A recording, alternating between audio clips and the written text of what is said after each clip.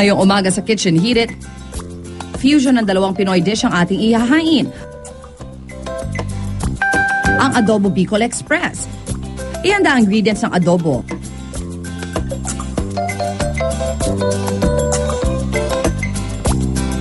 At para sa twist, isunod ang sili at gata.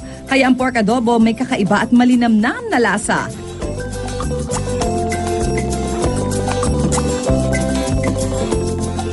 Mga kapuso, let's cook Adobo Bicol Express.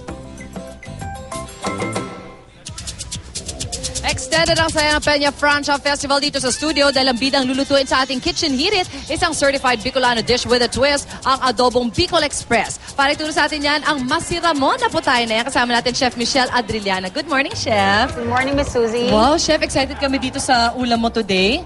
Ayan, let's get started. Okay. So, sasabihin pa ba natin yung mga ingredients Ay, go ahead natin? na. Straight into it. Okay. So, i-heat natin yung oil, vegetable oil. Ito talagang recipe talaga to sa Bicol o inimbento lang natin? Recipe daw ng Bicol to eh. Kasi pista raw ng Peña Francia today. So, yan. And then, gigisahin natin yung bawang. So, bilang Medyo kahit hindi brown tayo, natin. Alright. Kahit di tayo makapunta dun sa Bicol ngayon para ma-celebrate sa kanila, aba makakain naman tayo ng authentic na Bicolano food. Tapos, i-add natin ng pork. Medyo bin-round ko na.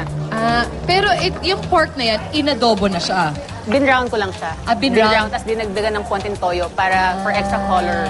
Okay, pero hindi pa pala siya. Or is it possible na pwede rin gamamit ng leftover na lang na adobo ba? Pwede rin. Kasi actually to, inadobo and then inadobong gata and then nilagyan ng dalawang klase ng chili. Ng sili.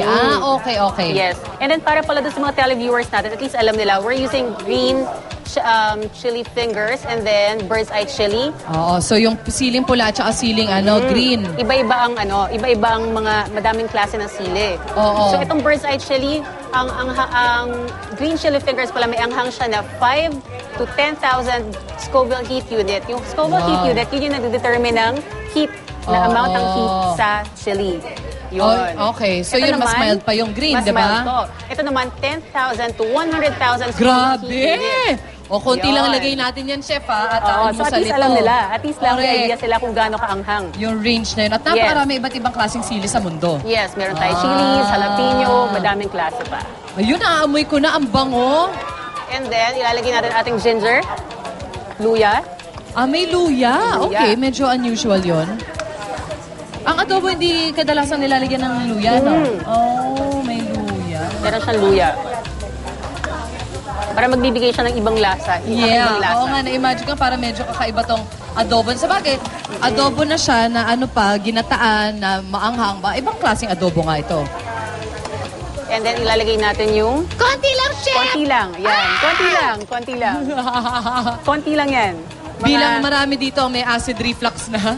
Kaya Pare-pareho tayo. Bawas. Ikaw din, Chef. Yes. Alam mo yan. Pero mahilig sa maanghang. Ay, yun lang. Ayan.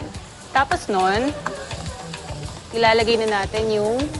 Meron tayong tinatawag na coconut milk. Yun yung pangalawang gata. Yung coconut cream, yun yung kakang gata. Yun. So ilalagay muna natin tong coconut milk. Milk muna. Milk muna. Para ma-absorb nung pork yung lasa nung Sa itsura pa lang yan, Chef, malasang-malasa na yung dating niya. May alat, mayroong anghang. May konting tamis. Meron tayong nilagay na 1 tablespoon ng sugar. Yun. Okay. Tapos yun, syempre, ating lalagyan ng ating Konting toyo. Konting patis. Yun, Ang ating mga classic na pampalasa. Yan. Syempre, paminta. Or suka ba yun? Suka. And then paminta. Yun. So, At classic. konting laurel. Yan ang At tanglad. Yung kakaiba na lemongrass. naman yun. Yan. So, ang kakaiba dito sa adobo to, aside from may gata at maanghang siya, meron siyang tanglad at meron siyang Lemongrass. luya. Ayan, may tanglad at luya. Chef, eto na, meron nang nagawa ahead of time si Chef habang iniinit ito ng maigi. At meron pa doon sa kabilang kaldero. Kaya ihain ko na muna sa ating tropa dahil ang dami nila. Buti na lang maraming kanin. Ayan, oo nga. Sorry na lang, fine dining. So, ganyan lang ang Kaya tama yung isa na lang.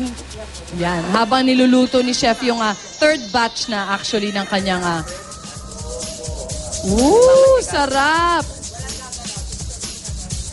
Ayan, at mga kapuso natin, patuloy po kayo mag-post ng inyong mga masasarap at kakaibang recipe sa aming Facebook page. Abangan po namin yan. Magbabalik ang unang hirit. Kain na! Thank you, Chef!